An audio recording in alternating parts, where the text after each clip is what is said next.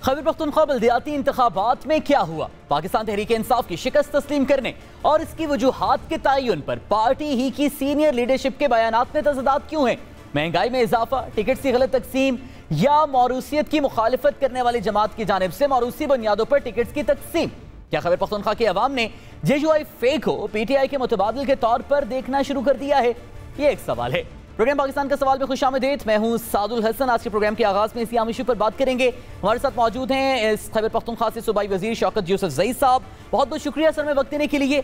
Sir, Khyber Pakhtunkhwa बल्दियाती election में जो नताइज हैं वो तो आपकी तवक्कुआत के बरक्स आए हैं। आपकी पहले भी सूबे में हुकूमत थी, फिर दोबारा अवाम ने आपको मैंडेट दिया, मरकज़ में भी आपकी हुकूमत है, सबसे बड़ी मुल्क की सियासी जमात हैं, फिर भी टिकट्स की तकसीम ठीक नहीं हुई और अब प्राइम मिनिस्टर साहब मुल्की मामलात, मौशी मामलात, ये सब चीज़ों के साथ साथ खुद से बल्दियाती सतह पर अब टिकट्स की तकसीम के मामलात देखेंगे। बिस्मिल्लाहिर्रहमानिर्रहीम। देखिए, अब तो इलेक्शन कमीशन की तरफ से जो फिगर्स हैं, आदाद व शुमार, वो भी आ चुके हैं और ये बात तो साबित हो गई कि तहरीक इंसाफ को लोगों ने वोट दिया है। आप देखें ज़रा, वोट जो है सबसे ज़्यादा तहरीक इंसाफ को पड़े हैं। तो ठीक है, सीटें JUI ज़्यादा ले गई, लेकिन वोट अगर आप देखें ना तो तकरीबन कोई 1.25 लाख तक वोट जो है वो PTI को ज़्यादा पड़ा है। तो अब ये ज़रूर देखना चाहिए कि सीटें जब कम ली हैं तो उसकी क्या वजूहत हो सकती हैं, और कुछ ऐसे हैं कि अभी तक रिज़ल्ट अभी बाकी हैं। देखना ये कि क्योंकि उन्होंने तो पहले से अपोजिशन ने कह दिया जी हम जीत गए, हालांकि 6-6, 7-7 पोलिंग स्टेशन के रिज़ल्ट अभी बाकी हैं। कुछ जगहों पे अभी इलेक्शन भी बाकी है और आधा सूबा भी बाकी है, 18 अजला भी बाकी है। तो देखें, अभी तो ये तो बल्दियाती इलेक्शन है, ये कोई पैमाना नहीं होता है नेशनल असम्बली या सूबाई असम्बली के लिए। ये बल्दियाती इलेक्शन होते हैं, इसमें निचले लेवल पे लोग जो खड़े होते हैं वो ज़ाती असर रसूख उनका भी होता है, वो सिर्फ पार्टी वोट नहीं होता है, ज़ाती असर रसूख का वोट भी ले लेते हैं। और हमारा तो ये है कि अगर आप जो इलेक्शन कमीशन ने जो आदाद शुमार जारी किए हैं और सबसे ज़्यादा वोट PTI ने लिए हैं, आप अगर एक तरफ JUI कहती है कि जी इनसे हाथ उठा लिया गया है, और तो ये अगर बात उनकी मान ली जाए, अगर हमारे ऊपर से हाथ उठा लिया गया है और उसके बावजूद भी सबसे ज़्यादा वोट हमने लिए हैं, तो इसका मतलब तो ये क्लियर कट है कि PTI अभी भी सबसे बड़ी जुमात है इस खैबर। तो शौकत साहब, अगर आपके मुताबिक सूरत हाल बहुत अच्छी है और पॉपुलर वोट आपको बहुत ज़्यादा मिला है, तो फिर वज़ीर आज़म ने जो पार्टी की तंजीमें हैं उन्हें तहलील करने, ओहदेदारों को फारिग करने, ये इंतहाई इक़दाम क्यों उठाए हैं?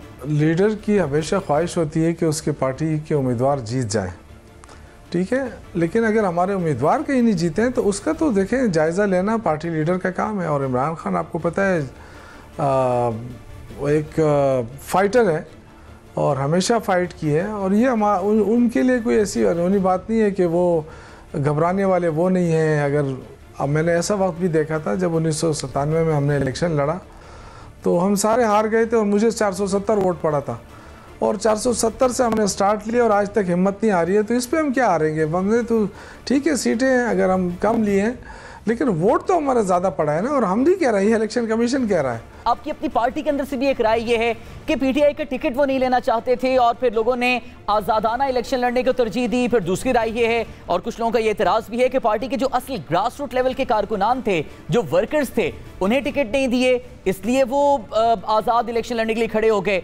अब ये सारे मामलात और बकौल उन कारकुनान के तहफ़्फ़ुज़ात पहले भी आए थे, तो पहले ये हल नहीं किए गए, फिर इलेक्शन में इनके नताइज भुगते। सर जी बिल्कुल, आप सही कह रहे हैं, लेकिन मैं जो आपसे अर्ज़ कर रहा हूँ कि जब हम इतनी बड़ी गलतियाँ ना करते तो आज मैं क्यों वजाहत करने बैठ जाता। डेफिनेटली गलतियाँ हुई हैं तो तब जाके इस तरह के रिज़ल्ट आया ना। कुछ इस तरह देखें, मैं आपको अर्ज़ करूँ कि ऐसा भी नहीं है कि जिस तरह लोग समझते हैं कि जी वॉश आउट हो गई है PTI। मैं तो आपसे ये अर्ज़ कर रहा हूँ कि आज भी हमारे सबसे ज़्यादा वोट है, और ये मैं कह नहीं रहा हूँ, दावा नहीं कर रहा हूँ, ये इलेक्शन कमीशन ने फिगर जारी किए हैं। आपके लीडर और हमारे प्राइम मिनिस्टर खान साहब, इनका शुरू से उसूली मौक़िफ़ ये रहा है कि मौरूसी सियासत के ये मुखालिफ रहे हैं, लेकिन उनकी सख्त तरीन मुखालिफत के बावजूद खान साहब ही की पार्टी में, आपके अपने सूबे में वज़ीर आज़म के इस उसूल की शदीद खिलाफ वर्जी सर क्यों की गई? फिर मौरूसियत के ये बदकिस्मती है, मैं इस चीज़ के हक़ में नहीं हूँ, लेकिन आप ये देखें कि थोड़ा सा फ़र्क है। एक तो ये कि जब आपके वर्कर और वहाँ नीचे लेवल से नामजदगियाँ शुरू हो जाएं और वो किसी को नामजद करते हैं, तो इसमें मेरे ख़्याल से ये चीज़ उसके आड़े नहीं आना चाहिए कि जी फ़लाँ का भाई है और ये फ़लाँ का बेटा है और ये जीत भी सकता है और ये अच्छा भी है। तो इसको ट्राई करें। देखिए, एक होता है जिस तरह पीपल्स पार्टी ने खड़ा किया, और जब पीपल्स पार्टी ने उस बंदे को खड़ा किया है जिसको अब मेरे नहीं ख्याल है कि अगर आप उसको ताकाल में छोड़ देना और उससे कहें कि अपने घर चले जाएं तो उसको शायद अपना रास्ता भी ना मालूम हो। लेकिन यहाँ दूसरी तरफ तो आप देखें ना, एक वर्कर है ना, उसकी ये लोग तो कहते हैं कि जी रिजवान बंगश जो है वो गलत कैंडिडेट था, बाहर से आया, लेकिन इस तरह नहीं है। उसका घर पेशावर में है, वो काफ़ी अरसे तक प्रेसिडेंट रहा यूएई का, और उसने वहाँ तंजीम बनाई ओवरसीज़ की, वहाँ पीटीआई को प्रमोट किया, और उसके साथ साथ वो यहाँ आता रहा। पिछले इलेक्शन में भी वो हिस्सा लेना चाहता था, उसको टिकट नहीं मिला। तो वो देखें, इस तरह के वर्कर्स हैं जिन्होंने इस पार्टी के लिए खिदमात दी हैं, और बेशक वो यूएई में दे या दुनिया के किसी कोने में भी दे, लेकिन पार्टी के लिए खिदमात दें तो उसको उसका सिला मिलना चाहिए। तो ये थोड़ी बहुत चीज़ें हैं कि हम अपने उम्मीदवारों को डिस्करेज भी नहीं करेंगे। ठीक है, हम हाँ गलतियाँ हो जाती हैं, हम उससे भी हम सीखेंगे, लेकिन साथ साथ वो लोग जिन्होंने अपनी आधी ज़िंदगी इस पार्टी को दी है। और ठीक है, बहुत बहुत शुक्रिया शौकत यूसुफ साहब, हमारे साथ आप मौजूद थे। नाज़रीन, खैबर पख्तूनख्वा बल्दियाती इंतखाबात में तवक्कुआत के मुखालिफ रिजल्ट और हुकूमत की गलतियों से सबक सीखने का दावा पंजाब के बल्दियाती इंतखाबात में कितना फ़ायदा देगा, बात करेंगे इस ब्रेक पर।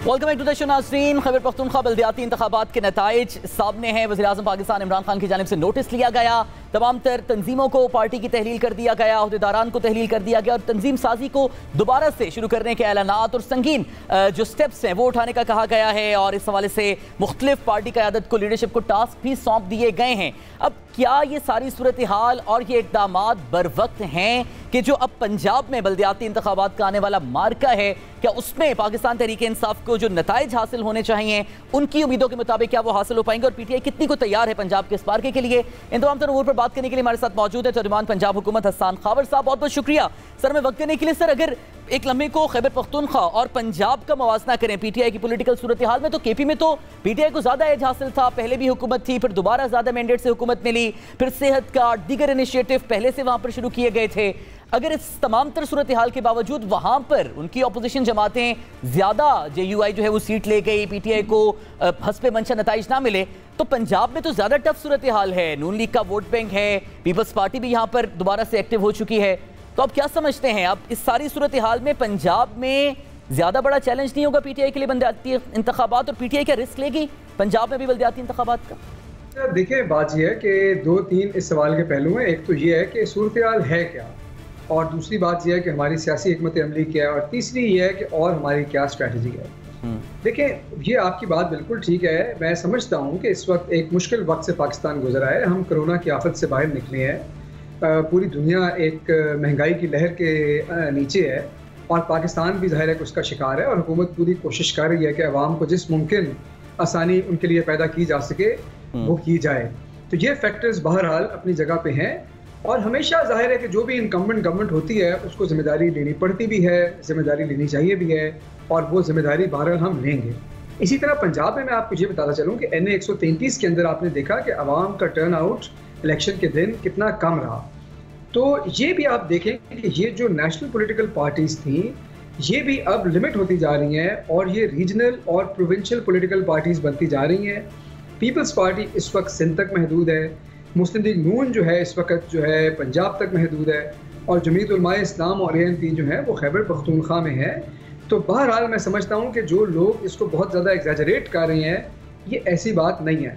हसन साहब, इस वक्त नजर ये आ रहा है कि आप लोगों की जो स्ट्रेटजीज हैं वो इस बात पर डिपेंड करती हैं कि PMLN और पीपल्स पार्टी क्या कह रही है या क्या कर रही है, क्योंकि अवाम मकबूलियत का नारा सब लगाते हैं, जब उसके क्राइटेरिया यानी इंतखाबात में उतरते हैं तो NA 133 में टेक्निकल ग्राउंड्स पे आपका कैंडिडेचर रिजेक्ट हो जाता है। खानेवाल में आपके पिछले उम्मीदवार को नून लीग टिकट देती है और वो उम्मीदवार जीत जाता है नून लीग की टिकट से। कंटोनमेंट बोर्ड के नताइज आपके सामने हैं। तो फिर इन तमाम तर इशूज को रिजॉल्व करने के लिए प्राइम मिनिस्टर को खुद देखना पड़ता है बल्दियाती सतह पर भी टिकट्स की तकसीम को। तो पार्टी में फिर जो तंजीम साजी है वो तो बड़ी बड़ी इंपॉर्टेंट है। फिर आप लोग सबक कैसे सीख रहे हैं अपनी गलतियों से?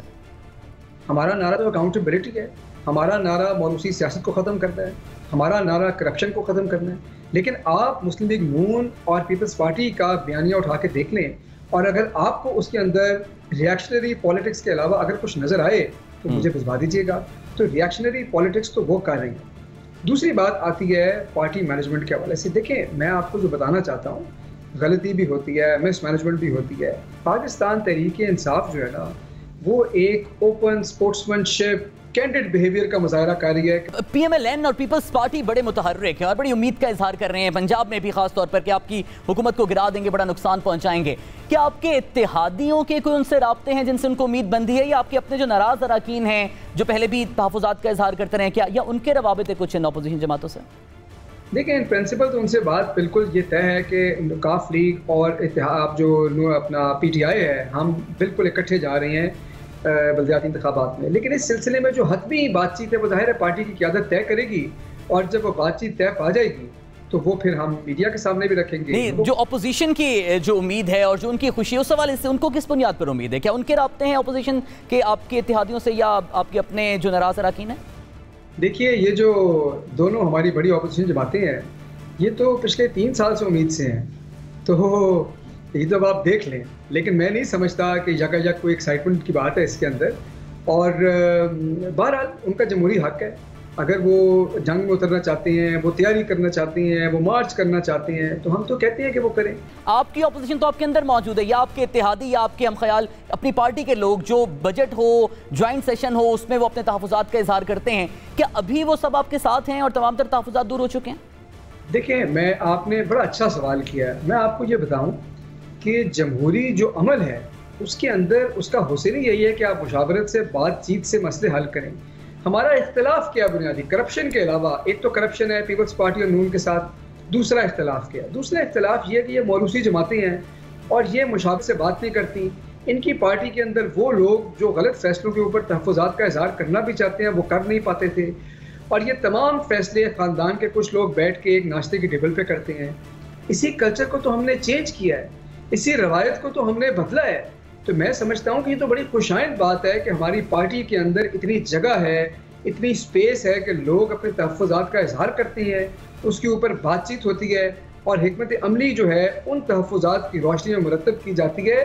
तो अगर ये हो रहा है, और ये हो रहा है, बिल्कुल दुरुस्त कह रही है। बहुत बहुत शुक्रिया आसान खबर साहब, हमारे साथ आप मौजूद थे और इस सारी सूरत हाल पर हमें जो पार्टी का मौक़िफ़ उससे आगाह कर। नाज़रीन, आज 25 दिसंबर पाकिस्तान के लिए और बतौर पाकिस्तानी हम सब के लिए बहुत अहम दिन है। बाबाए कौम हज़रत कायद-ए-आज़म मोहम्मद अली जिन्ना का यौम पैदाइश है और मुल्क भर में इस दिन को रिवायती जोश और जज्बे और अकीदत के साथ मनाया जा रहा है। और आज प्रोग्राम पाकिस्तान का सवाल की पूरी टीम की जानिब से इस प्लेटफॉर्म से हम भी बाबाए कौम हज़रत कायद-ए-आज़म मोहम्मद अली जिन्ना को ट्रिब्यूट पेश करते हैं, उनकी अनथक मेहनत और काविशों के लिए, जिनके नतीजे में आज हम बतौर पाकिस्तानी इस पूरी दुनिया में आज़ाद मुल्क में, आज़ाद फ़ज़ाओं में सांस ले रहे हैं। कायद-ए-आज़म, तेरा शुक्रिया।